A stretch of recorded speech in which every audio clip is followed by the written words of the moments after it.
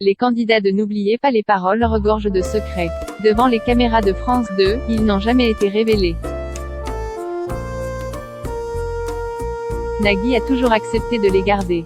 Certains d'entre eux, pourtant, l'ont particulièrement bouleversé.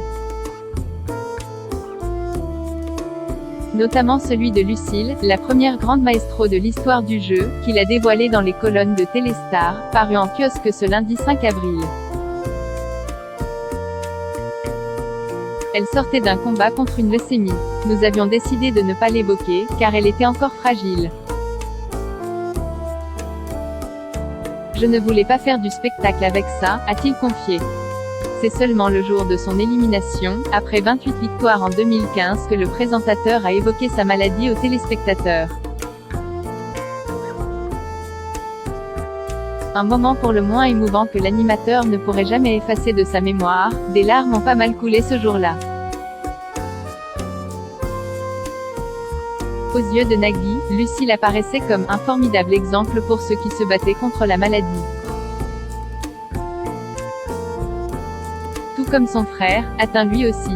C'est d'ailleurs la raison pour laquelle l'époux de Mélanie Page, à qui il doit beaucoup, a fini par lui proposer d'en parler à l'antenne.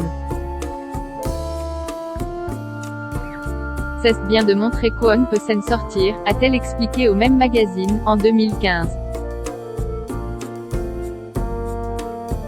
Avant de préciser, je me suis dit qu'en parler pourrait redonner la force à certaines personnes pour se battre. Pour autant, la candidate du karaoké géant a préféré le cacher un temps aux téléspectateurs pour pleinement profiter de son aventure. Elle ne voulait pas qu'il l'identifie comme « la fille qui a été malade ».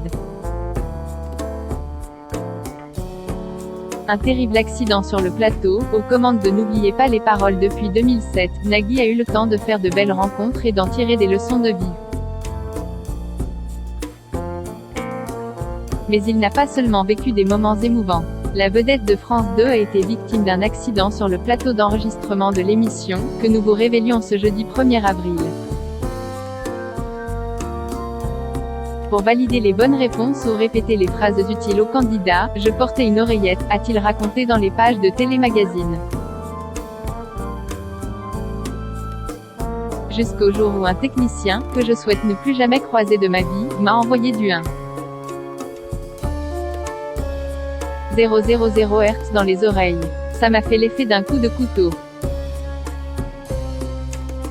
À cause de cet incident technique, qui aurait pu lui coûter Louis, Nagui a désormais des acouphènes à vie.